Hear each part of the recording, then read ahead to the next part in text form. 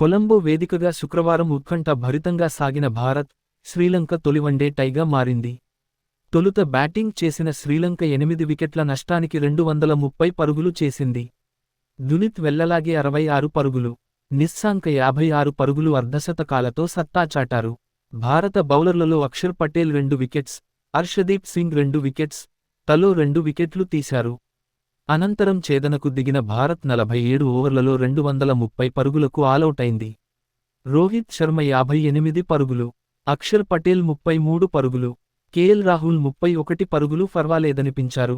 లంక బౌలర్లలో హసరంగ 3 వికెట్లు, అసలంక 3 వికెట్లు, వెళ్లలాగే 2 వికెట్లతో సత్తా చాటారు. ఛేదనలో భారత్కు శుభారంభం దక్కింది. హిట్ మ్యాన్ చెలరేగడంతో వపర్ ప్లేలో ఇండియా 71 పరుగులు చేసింది. ఆ తర్వాత క్రమంగా వికెట్లు కోల్పోయింది.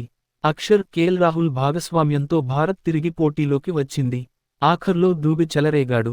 దూబే బౌండరీ బాది స్కోరును సమం చేశాడు.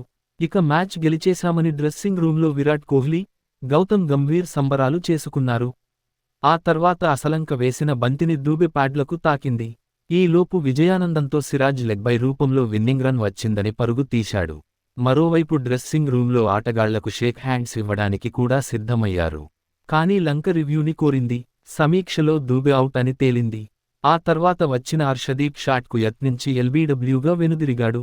దీంతో భారత్కు ఊహించని ఫలితం ఎదురైంది. గెలిచే మ్యాచ్ టైగా మారింది.